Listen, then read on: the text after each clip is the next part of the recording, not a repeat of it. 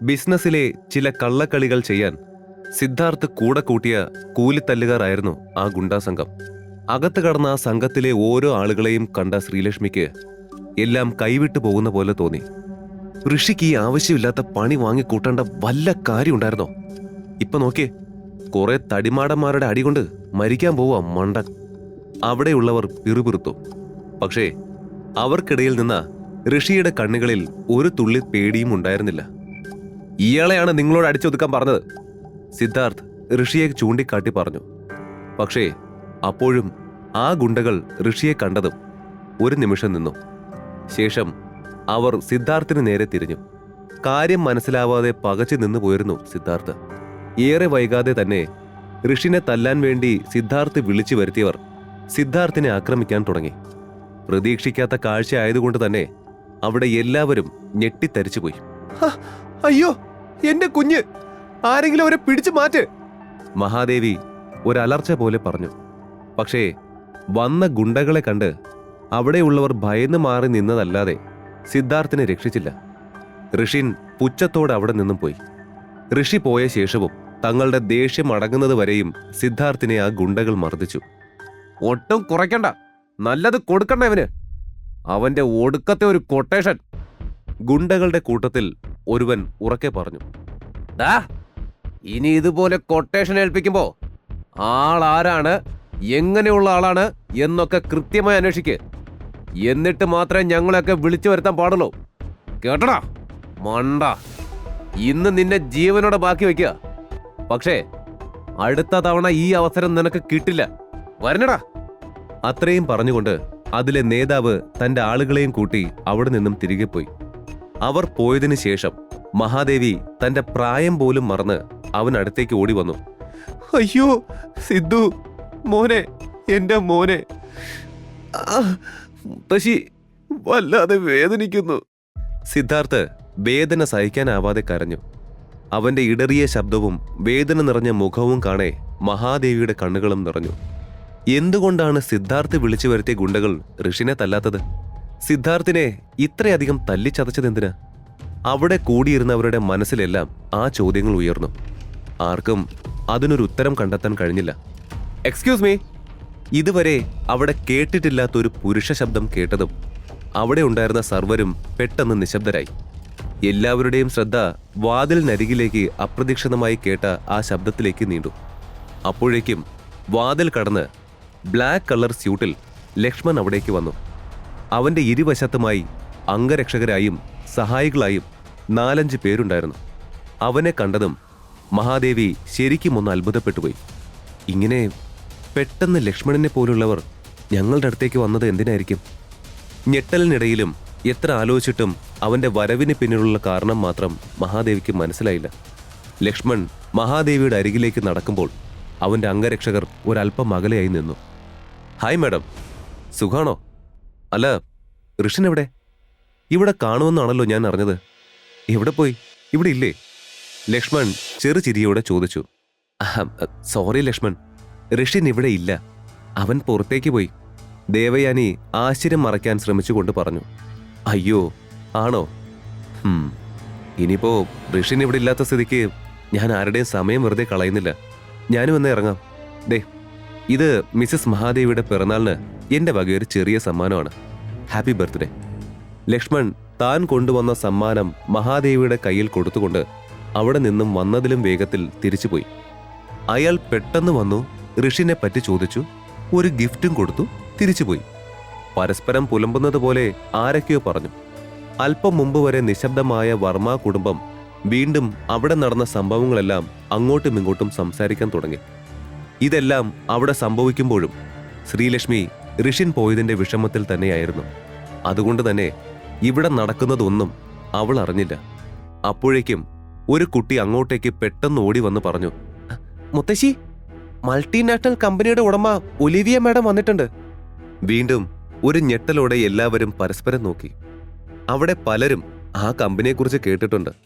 അത്രയും വലിയൊരു VIP എന്താ പെട്ടെന്ന് വന്നതെന്ന് അറിയേ അവർക്കെല്ലാവർക്കും ആശ്ചര്യം തോന്നി. ഇപ്പോ മിസ്റ്റർ ലക്ഷ്മൺ രവി വന്നു പോയതേ ഉള്ളൂ.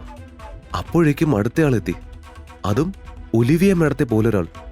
നമ്മുടെ മുത്തശ്ശി ശരിക്കും സ്റ്റാർ ആയോ? അതോ മുത്തശ്ശിയുടെ ഏതെങ്കിലും ഒരു വീഡിയോ വൈറലായോ? വിളിക്കാതെ പോലും എത്രയെത്ര ആളുകളാ ഇവിടേക്ക് വരുന്നത്.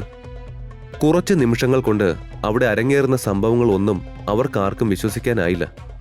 എല്ലാം വളരെ പെട്ടെന്ന് സംഭവിക്കുകയായിരുന്നു. മഹാദേവി വർമ്മ ഒരിക്കലും ഒലിവിയെ നേരിട്ട് കണ്ടിട്ടില്ല. അങ്ങനെയുള്ളപ്പോൾ അവൾ തന്നെ തേടി വരുന്നതറിയേ അവർ ശരിക്കും അത്ഭുതപ്പെട്ടു. Hello madam. ഒലിവിയ അകത്തേക്ക് പ്രവേശിച്ച് മഹാദേവിക്ക് അടുത്തേക്ക് നടന്നുകൊണ്ട് വിളിച്ചു. ഒരു ഡസനിലധികം അംഗരക്ഷകരും അവർക്ക് പിന്നാലെയുണ്ടായിരുന്നു. അയ്യോ, അത് കണ്ടില്ലേ? ഒരുപാട് ബോഡി ഗാർഡ്സ് ഉണ്ട്. ശരിക്കും വലിയ പുള്ളി തന്നെയാ ഈ ഒലിവിയ. വർമാസ് ഫാമിലിയുടെ കൂട്ടത്തിൽ ഒരാൾ മറ്റൊരാളോട് പറഞ്ഞു. ഓ, താങ്കളെന്റെ പിറന്നാളിന് ഇവിടെ എത്തിയതും എനിക്ക് അതിയായ സന്തോഷമുണ്ട് ഒലിവിയ. നിങ്ങളെപ്പറ്റി ഒരുപാട് ഞാൻ കേട്ടിട്ടുണ്ട്. ഒലിവിയയുടെ സ്ഥാനവും സാമ്പത്തികവും അറിഞ്ഞു വെച്ചുകൊണ്ട് മഹാദേവി അവളോട് വളരെ സ്നേഹത്തോടെ സംസാരിച്ചു. ഓ, സന്തോഷം മുത്തശ്ശി. അല്ല, ഋഷിനെവിടെ? അവനെവിടെ ഉണ്ടോ? മുത്തശ്ശി പറയുന്നതിൽ പകുതിയും ശ്രദ്ധ കൊടുക്കാതെ അവൾ ചുറ്റും തിരഞ്ഞു നോക്കിക്കൊണ്ട് ചോദിച്ചു. അത് കേട്ടതും ശ്രീലക്ഷ്മി തന്റെ ചിന്തകളിൽ നിന്നും ഉണർന്നുകൊണ്ട് പുരികം ചുളിച്ചുകൊണ്ട് മുത്തശ്ശിയോട് സംസാരിക്കുന്ന ഒലിവിയെ നോക്കി. ഋഷിനോ? അതെന്താ ഇവിടെ വരുന്നവരെല്ലാം അവനെക്കുറിച്ച് ചോദിക്കുന്നത്? ഇവിടെ ശരിക്കും എന്താ നടക്കുന്നത്? ആകെ അമ്പരപ്പോടെ മുത്തശ്ശി ആരോടൊന്നില്ലാതെ പതിയെ പറഞ്ഞു. സോറി ഒലിവിയ, ഋഷിൻ ഇവിടെ നിന്നും പോയിട്ട് കുറച്ചു നേരമായി. അവർ സ്വയം നിയന്ത്രിച്ചുകൊണ്ട് അവളെ നോക്കി ഒരു ചിരി വരുത്താൻ ശ്രമിച്ചു. ഓ, ഋഷിൻ പോയോ? അവനിവിടെ ഇല്ലെങ്കിൽ പിന്നെ ഞാനായി നിങ്ങളുടെ ആരുടെയും സമയം പാഴാക്കി കളയുന്നില്ല. By the way, happy birthday. അത് പറയുന്നതിനൊപ്പം തന്നെ അവൾ അവരുടെ കയ്യിലേക്ക് ഒരു സമ്മാന പൊതി വെച്ചു കൊടുത്തു. എങ്കിൽ ഞാനും ഉറങ്ങട്ടെ, അവനെ ഞാൻ പിന്നെ വിളിച്ചോളാം. Once again happy birthday. ലക്ഷ്മണിനെ പോലെ തന്നെ ഋഷിൻ അവിടെ ഇല്ലെന്നറിഞ്ഞതും സമ്മാനവും അവർക്ക് കൊടുത്ത് മിന്നൽ വേഗത്തിൽ അവളും പോയി. അയ്യോ, എനിക്ക് വയ്യ. എനിക്കിങ്ങനെ ഇതൊക്കെ കാണാൻ വയ്യ. എന്തിനാ ഈ VIP-കളൊക്കെ ഋഷിനെ തിരക്കുന്നത്? കൂട്ടത്തിൽ ആരോ സംശയത്തോടെ ചോദിച്ചു. അവന് മാത്രമല്ല, അവിടെയുണ്ടായിരുന്ന കുടുംബാംഗങ്ങൾക്കെല്ലാം അതേ ചോദ്യം തന്നെയേ മനസ്സിലുണ്ടായിരുന്നുള്ളൂ. ഉഫ്, ഒന്നും മിണ്ടാതിരിക്കാവല്ല. സിദ്ധാർത്ഥനെ ഹോസ്പിറ്റലിൽ കൊണ്ടുപോകണം. കൂടെ ആ ഋഷിൻ എവിടെയാണെങ്കിലും അവനെ അന്വേഷിച്ച് ഇവിടെ എന്റെ മുമ്പിൽ കൊണ്ടുവന്നിരിക്കണം. മഹാദേവി ആജ്ഞാപിച്ചു. ശ്രീലക്ഷ്മി ഒരു നിമിഷം പോലും പാഴാക്കാതെ ആദ്യം തന്നെ പുറത്തേക്കിറങ്ങി. ശേഷം അവൾ വേഗം ഫോൺ എടുത്ത് ഋഷിന്റെ നമ്പർ ഡയൽ ചെയ്തു. നേരത്തെ നടന്ന സംഭവങ്ങൾ കാരണം തന്റെ കോൾ കാണുമ്പോൾ ദേഷ്യത്തിൽ ഫോൺ കട്ട് ചെയ്യുമോ എന്ന് അവൾ ഭയന്നു. എന്നാൽ 4ാമത്തെ റിംഗിൽ ഋഷിൻ ഫോൺ എടുത്തു. ഋഷി എവിടെയാ? ശ്രീലക്ഷ്മി വെപ്രാളത്തോടെ ചോദിച്ചു. ശ്രീലക്ഷ്മി, ഞാൻ വീട്ടിലേക്ക് പോവാ. നീ ഒന്നും ഓർത്തും വിഷമിക്കണ്ട. ഇനി ഞാൻ അവിടെ ഒരു ശല്യമാവില്ല. എന്റെ സാധനങ്ങളെടുത്ത് ഞാൻ ഉടനെ ഇവിടെ നിന്ന് പോവും. അവന്റെ ശബ്ദത്തിൽ വല്ലാത്ത നിർവികാരത അനുഭവപ്പെട്ടു. ഇല്ല, നീ എങ്ങോട്ടും പോകണ്ട. പ്ലീസ് ഋഷി, എനിക്ക് വേണ്ടി കുറച്ചു നേരം വെയിറ്റ് ചെയ്യ്. അവൾ അപേക്ഷിക്കുന്നത് പോലെ ചോദിച്ചു. കാർ എടുക്കാത്തത് കൊണ്ട് അവനോട് സംസാരിക്കുമ്പോൾ തന്നെ അവൾ ഒരു ടാക്സി നിർത്തി അതിൽ കയറിയിരുന്നു. അതേസമയം കാർ പാർക്കിങ്ങിൽ അവളെ കാത്തു നിന്ന ശരത്ത് അവൾ ടാക്സിയിൽ കയറുന്നത് കണ്ടു.